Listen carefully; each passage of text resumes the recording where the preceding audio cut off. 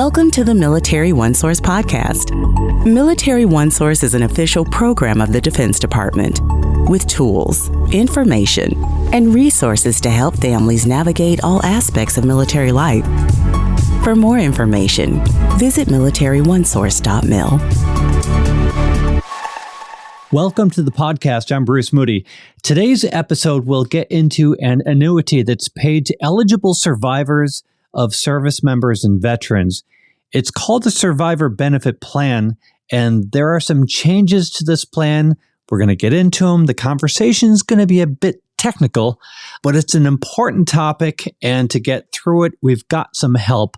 Julie Burandt-Partin is with us today. Julie is Director of Retired and Annuitant Pay. She's with the Defense Finance and Accounting Service, also referred to as DFAS. So, Julie, it's great to have you with us today. Thanks, Bruce. It's great to be here. Thank you for having me.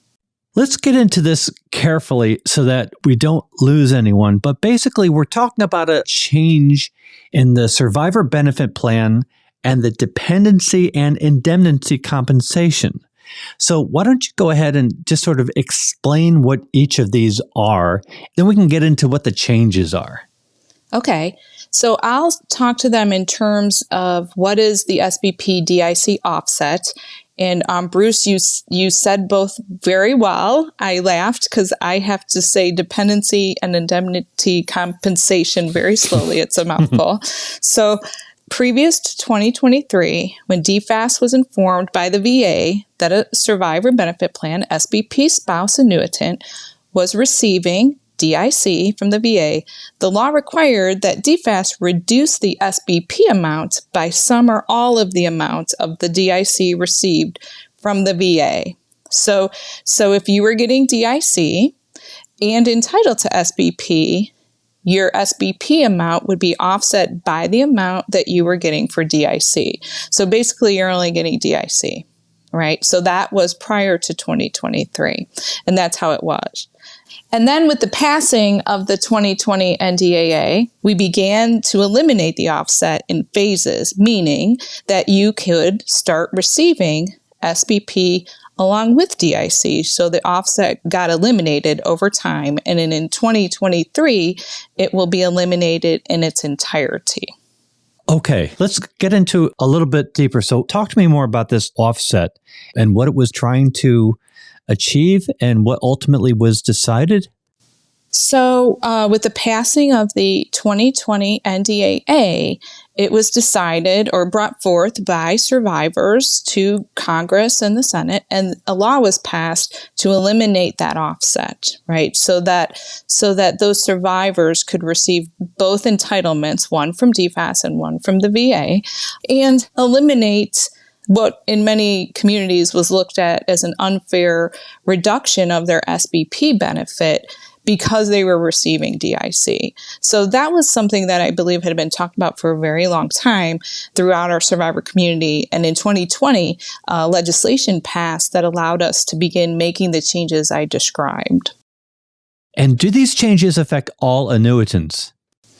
So these changes affect only surviving spouses who are eligible for the Survivor Benefit Plan and receive DIC from the Department of Veteran Affairs. So you have to be receiving DIC and be a surviving spouse for this offset elimination to impact you. Okay. How does this affect the DIC payments which are from the VA?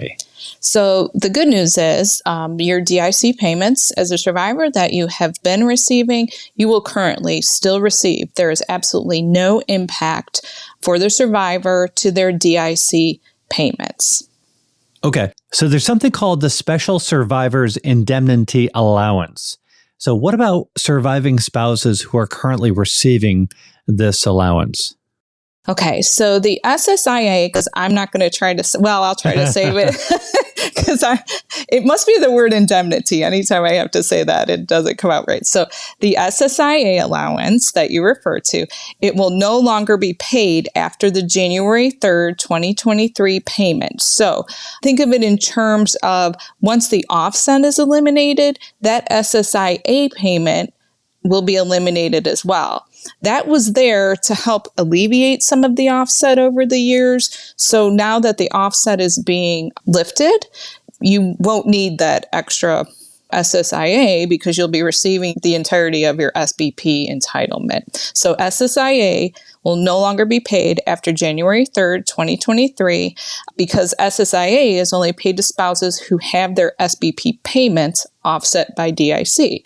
So after January 3rd payment, starting with February 1st, 2023 payment, that offset goes away, and so does SSIA.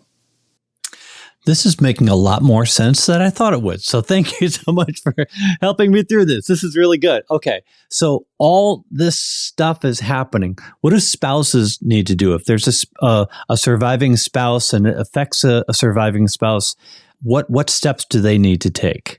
So for this offset elimination, the surviving spouses really don't need to do anything. They do not need to notify DFAS to let us know they were affected by the DIC offset. We've been tracking the elimination of this offset for the last 3 years. So there's no action that the surviving spouses need to take. You don't need to fill out a form. You don't need to call us and tell us, hey, just want to make sure phase 3, my offset's going to get lifted. This is all information and data we've been tracking over the course of this phased implementation. So surviving spouses do not need to do anything specific. We will be adjusting that offset and making the full payments beginning February 1st. Okay, so I think what would really help at this point, define or describe what is the survivor benefit plan in the most general terms.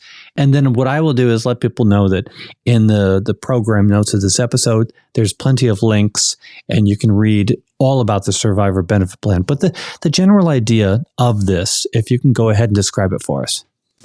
Sure, Bruce. So upon retirement, let's say I was retiree Julie, I have the ability to elect survivor benefit plan coverage for my spouse and children. And what that means is I would make that election upon retirement, and then I would begin paying monthly premiums into the survivor benefit plan while I was retired, so that upon my passing, my spouse and or children would then be covered through an annuity once I was gone. But also, in addition to retirees, military members are covered by the survivor benefit plan while they are serving, and the DoD pays the premiums for currently serving members. So there's 2 instances. Upon retirement, I elect to cover my dependents through SBP, and they receive an annuity upon my passing. And then if you're currently serving, you are already covered by the survivor benefit plan, and the DoD pays those premiums for you. Julie, thank you for walking through what is a very technical, but also, really very personal and important topic. And we appreciate having you on the podcast today. Thank you, Bruce. It's my pleasure. Excellent, excellent. Julie Burandt-Partin is Director of Retired and Annuitant Pay at the Defense Finance and Accounting Service. Great to have you with us today. And I want to remind you all that Military OneSource is an official resource of the Defense Department. We are a website, a call center, we're all over social media, and we are now a podcast. So go ahead and subscribe wherever you listen to your podcasts. We cover a whole wide range of topics that help military families navigate military life. I'm Bruce Moody. Thanks a lot for listening. Take care. Bye-bye.